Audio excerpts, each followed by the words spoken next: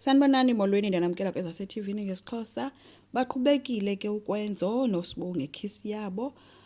kanti kukhona umuntu thizeni obafotayo abamboni kodwa bona but ke baye bathi ke besazama kubreaker lonto yalo khisi yabo Sibongile uvele wabuza ke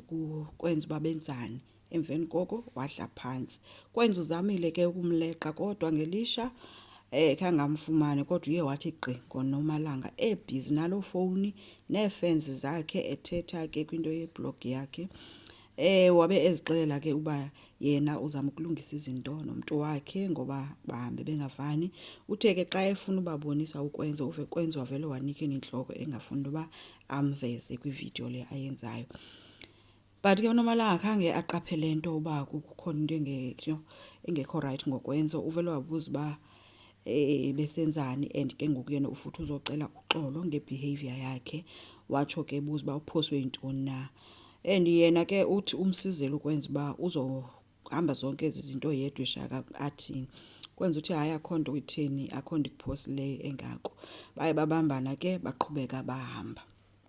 uSibongile yena sefikile ke endlini nanko ke emoyizela yedwa ebuyelwa yiyo yonke into ibisenzeka eshaka uye wazama ke ukuthandaza ke kuThixo wakhe ethi Thixo mna ibingezo intentions zam into zokohlukanisa abantu abathandanayo ukwenza phofu naku ngapha ngiyafona kayeka ngokufona but uSibongile akayithathi ke ifone uthi yena kuyazibona uba umphoxile ke uThixo ngoba ikhisi yakhe yokuqala yeyomuntu othathiweyo not that ke utshatile kodwa ethi Thixo nguwe obona inhliziyo zethu eyam inhliziyo ke igcwele ulonwabo ngenxa yekhisi eyibiza ke kamnandi ke ngamanzi orange uthi ibimnandi akafuni ukuxoka uncokolela uThixo ke guys yathandaza uthi akafuni ke ukuhlukanisa izithandani wabe ethi kodwa Thixo uyayibona inhliziyo yami igcwele ukonwaba ngenxa kakwenzo nangalento seyenzekile wabe sithi ke ndicela uxolo wathi amen phofu amen ulandelwa yintsini and ngoku athandazayo kubuya yonke into ibisenzeka ngelixesha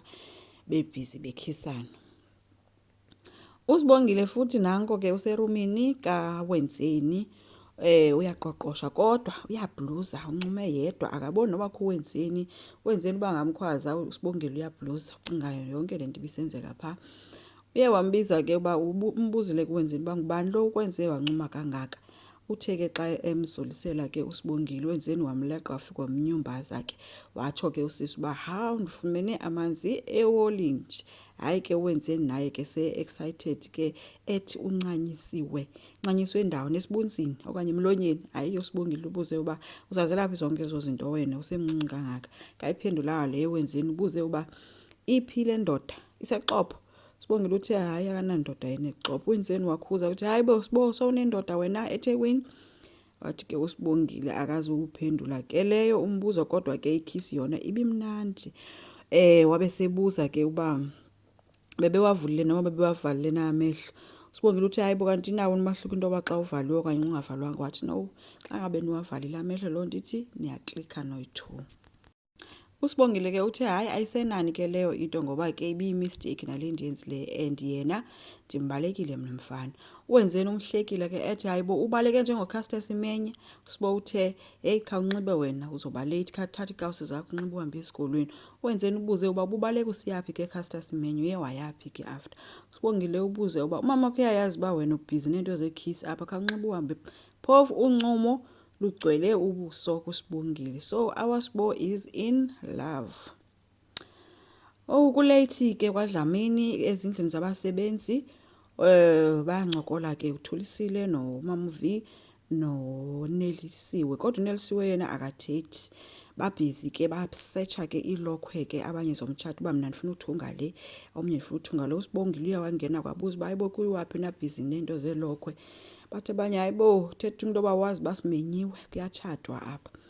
phofu ke abantu abathethayo apha babini nguthulisile noMama V uNelisiwe uthula ungqiyame nje pha ebhedini uyafasa istress sayo yonke lento kuthethwa kwakwenzo then ke ubesebuza ke uSibo uba hayibo kuyatshadwa ngoba nibatshadayo wathi uthule hayibo uthe bawazi ba uNomalanga nokwenzo bayatshada